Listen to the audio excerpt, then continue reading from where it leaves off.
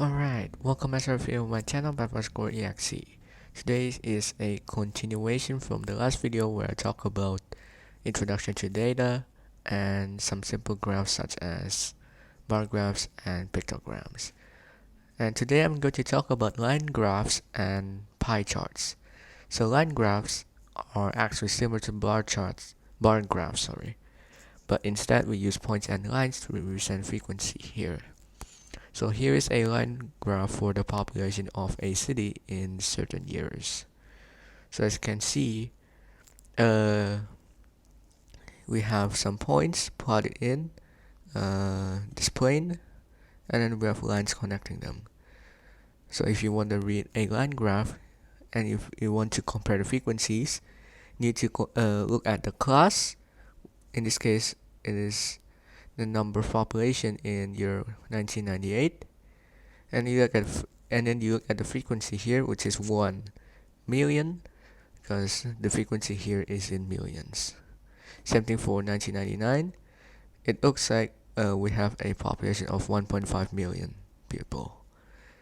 And for 2000, it is roughly halfway between 1 and 1.5, which means the population of that city in 2000 and in year 2000 will be 1.25 million. Finally, for year 2001, we have 2 million population. And I want to give you guys a little puzzle. There's something here that is missing, and comment down below what it is. So yeah, you have roughly 3 seconds to see this while I'm here. Alright, and after this I'm just going to show you some example problems. Alright, so here's the first question. The following shows a table for the number of students who pass in an exam. So we have some students in different grades, and we have number of students who passed the exam. We need to represent the following data in a line graph as shown. I may notice something different from any line graphs that I've shown you is this symbol right here. This symbol means that the frequency will just skip up to 2028. So you can use the symbol whether you think that you're too tired to write down all the frequencies, like you're just going to continue on, like write this 24 and 20 and 16 and so on, and that will probably waste a lot of time and space. So then this symbol is often used in line graphs or bar graphs that represent pretty large frequencies. So notice here that the axes here are not named, so I just give a name. We can represent the y-axis as a frequency or the number of students who passed the exam. Just write the number of students in this case. And then for the x-axis will be the class, or in this case the grade of the students who passed. And from the table we can plot some points in our line graph. So first is 1, 48, which is right about there. Secondly, we have 2, 40. I'm just going to speed this up for you. 70 and 44, 4 and 40, 5 and 2, 5 and 6 and 36. Alright, so that's all the points plotted on the line graph. Now we can just use a ruler, or in this case I'm just going to draw it freehand. And I highly suggest you to draw any graphs using a ruler, so your axis won't be messed up and your line graph would not be messy.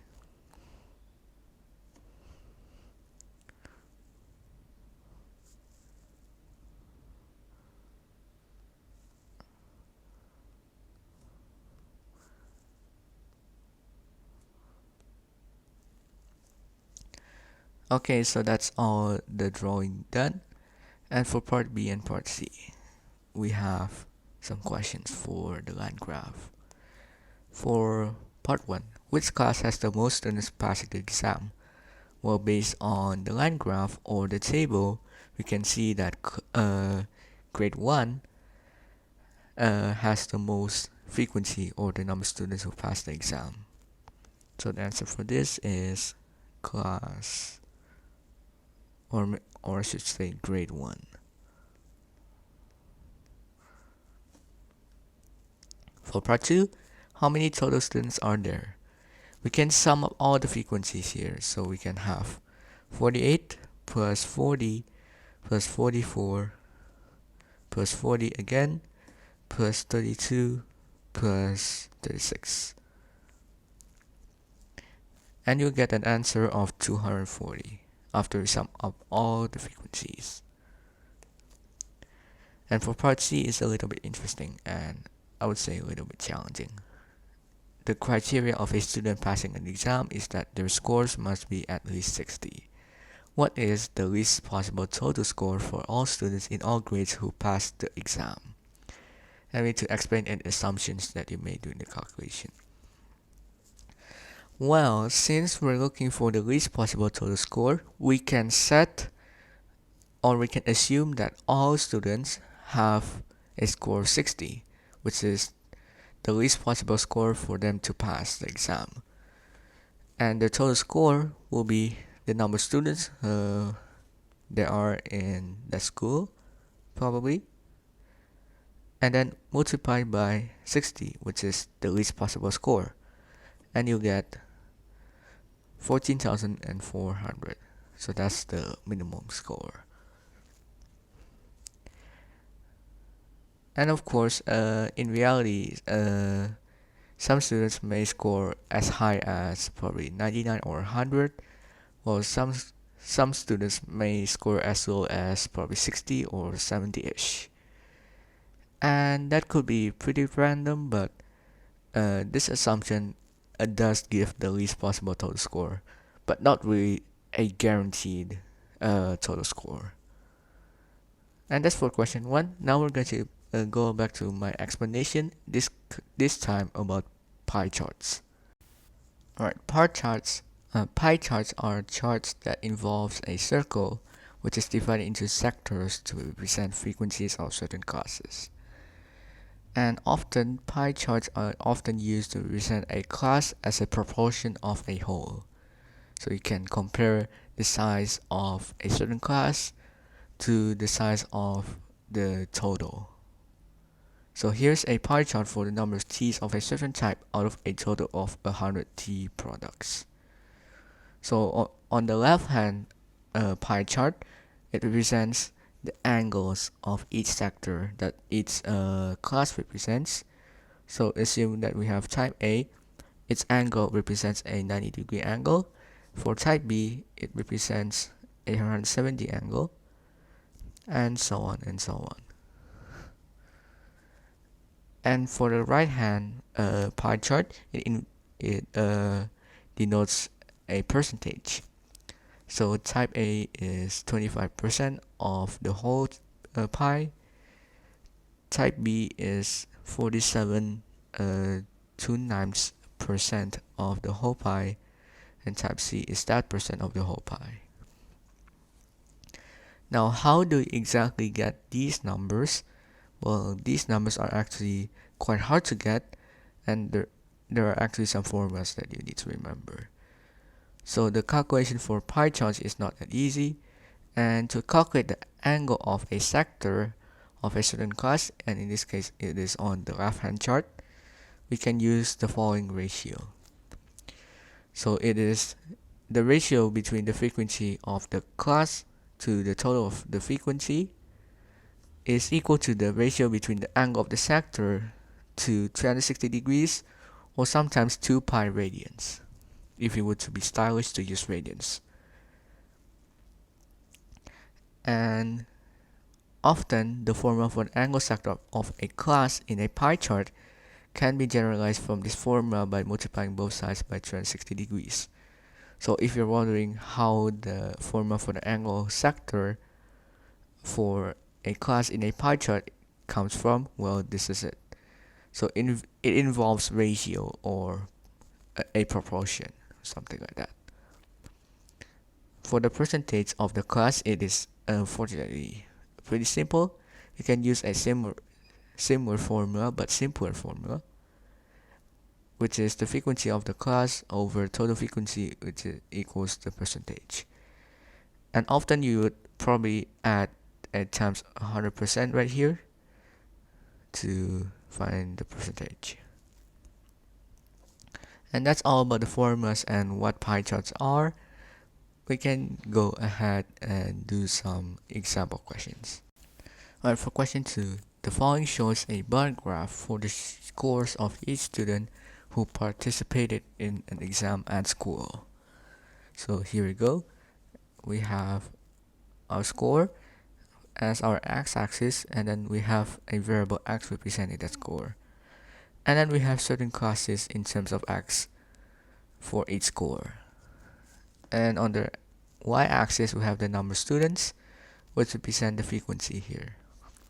Now for part A, we need to explain why the graph is misleading or incorrect and suggest how it can be betterly represented. Now if you notice here, the y-axis or the coordinate of the y-axis or the frequency starts at 80, and typically this is already a red flag that this is already misleading. So for the first part of why this graph is misleading is that the starting point of the y-axis is not 0. And how the school may represent that a bit better? Well, try to make the y-axis or the frequency start at 0, or we can use the this symbol right here to represent a skip frequency there. So that's the answer for part A. And for part B, we need to answer how many students participated in the exam. We can just sum up all the frequencies here.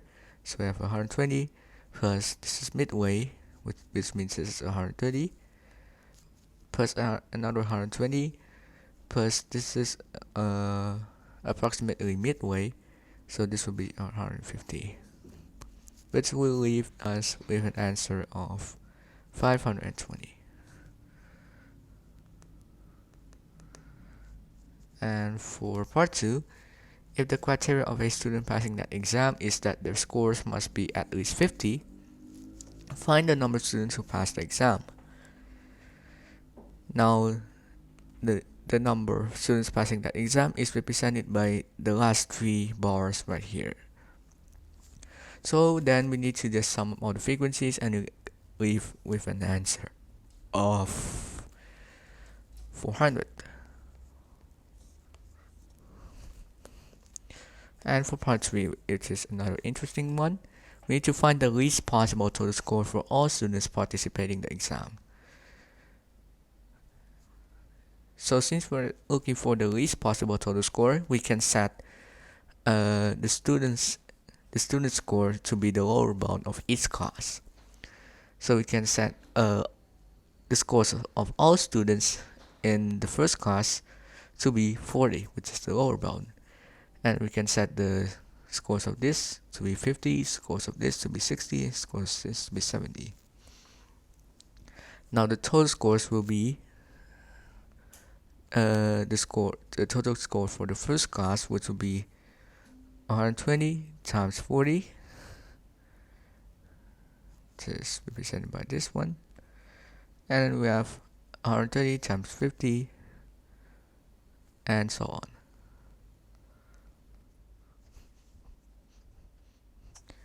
And we leave with an answer of 29,000. Alright, and for part C, we need to tackle the pie chart problem. We need to represent the bar graph in a pie chart. But since we know the frequencies of each bar, we can determine the angles.